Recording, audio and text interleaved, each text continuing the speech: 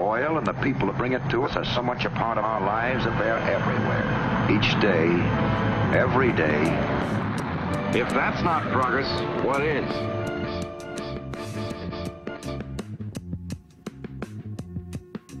One of the things that's very familiar to environmental campaigners is the impact on forests, on water supplies and on land of extractive industry projects, so-called oil mining, gas developments, very often funded by some of the world's most powerful development aid agencies like the World Bank.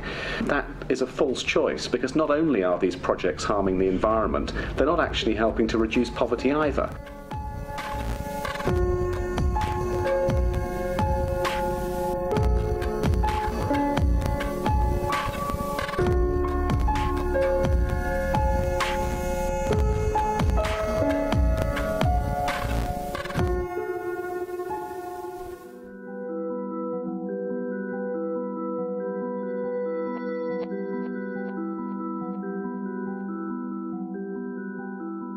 It's difficult to understand and to imagine what's going on in the south, where this oil and gas and everything is coming to the west.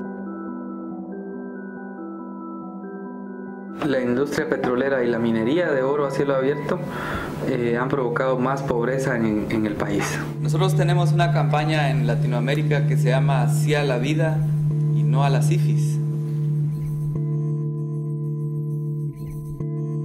And we don't believe that this clean gas is going to supply cheap electricity to the people of Ghana. It is not to the people. I can hardly pay my electricity bill because the World Bank and the IMF are saying to the government, you have to remove all subsidies on electricity and water. The demand for the electricity is from mining companies in the western part of Ghana. And so this electricity is going to be used to extract gold. And we all know the environmental consequences. I have lived in the Niger Delta area of Nigeria for most of my life. So the fondest memory that I have as a child is going fishing. After school, we used to take our hooks and our nets and just go to the stream, to the rivers and the swamps, wherever we choose. It was part recreation, part walk. All that is gone. Children who are born now do not know what it's like to fish. The transnational oil corporations have been operating in Nigeria and ravaging the environment of the Niger Delta area and colluding with soldiers and members of the political elite to subvert the economy of the country.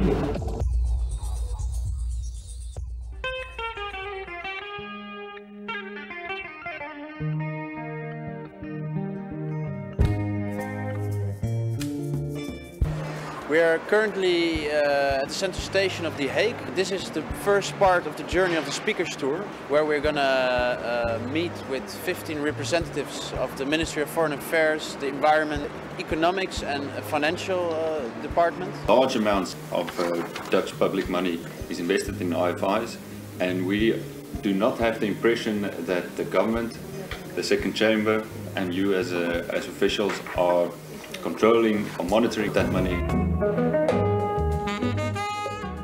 But I believe that the World Bank should be treated like a bad doctor who prescribes the wrong medicine to the patient.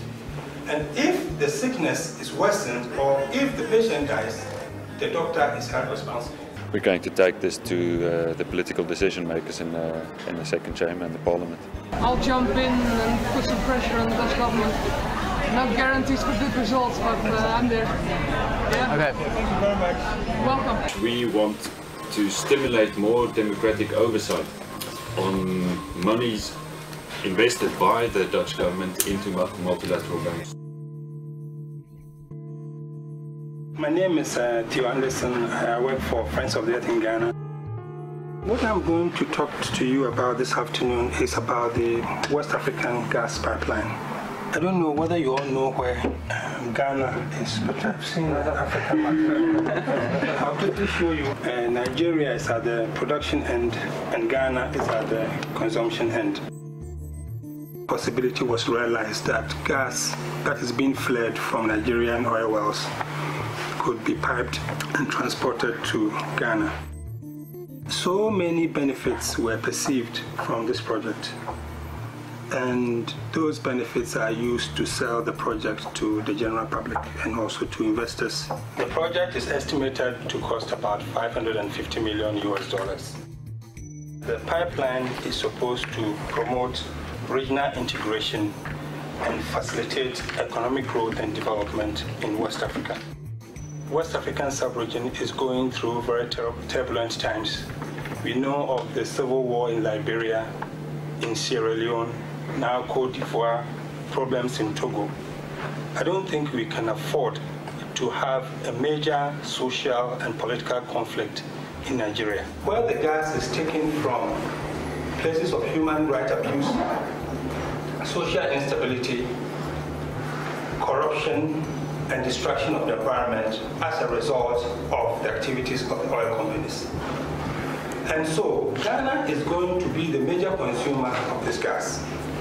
So if Nigeria realizes that as a result of the consumption of a product in Ghana, Nigerians are being abused, then there's going to be very big social instability in West Africa.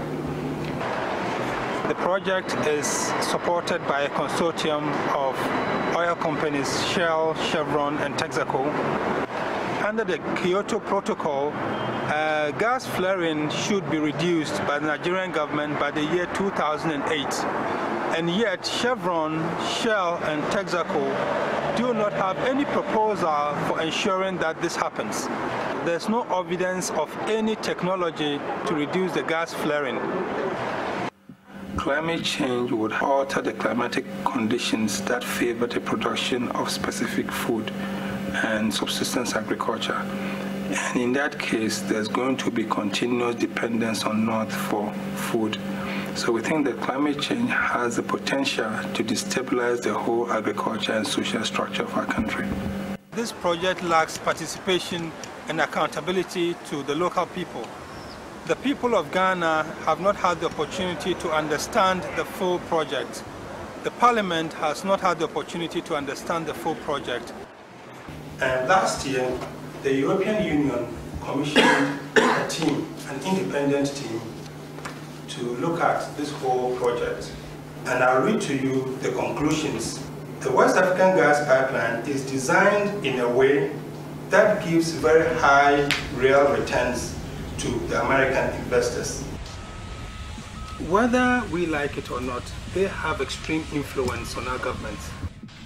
The World Bank is saying we are here to promote sustainable development, to alleviate poverty, and we are saying that is not what we are doing in our countries.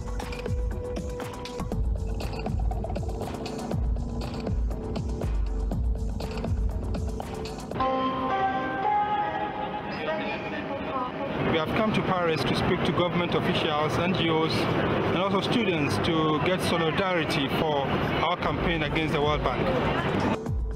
Northern governments sit on the very important positions in the European Investment Bank and the World Bank, and they are the decision makers. My name is Keti Gujaraidze. I come from Georgia. We are tracking the project, which is called Baku-Tbilisi-Ceyhan Main Oil Pipeline. The project is implemented by the Baku-Tbilisi-Ceyhan company, and the largest shareholder is the British Petroleum. The pipeline will deliver crude oil to the Western market. So the total cost of the pipeline project is around 3.6 billion USD, and out of this 3.6 billion, 1.5 billion is funded by the international financial institutions, such as World Bank and EBRD and export credit agencies. In 2002, the company presented the environmental and social impact assessment study to the government of Georgia, but there were a lot of deficiencies in the report.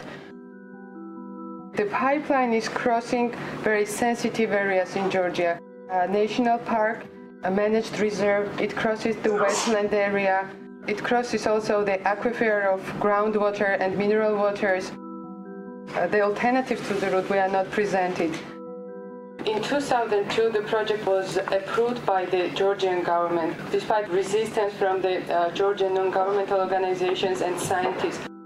So far, Georgia did not experience any benefit from this particular project. It was advertised that this project will create a lot of job opportunities, but very few Georgians who are employed, usually hired for the low-quality work, and they are paid very low. Some money spent on the improvement of local infrastructure, like the roads and water supply system, but this is just nothing compared to the damages. Destruction of the land, destruction of the community roads, destruction of the community water supply system. 3 villages were left without any drinking water during summer. The company took commitment to establish a kind of grievance mechanism. This system doesn't work at all. Number of grievances is increasing, and number of blockages of roads and number of strikes is increasing.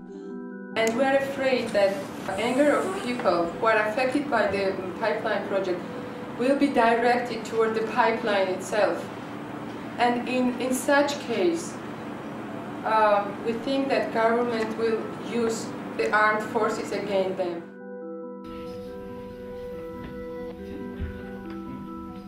We had official meetings with the MPs, so today we have mostly with the journalists and with the NGOs.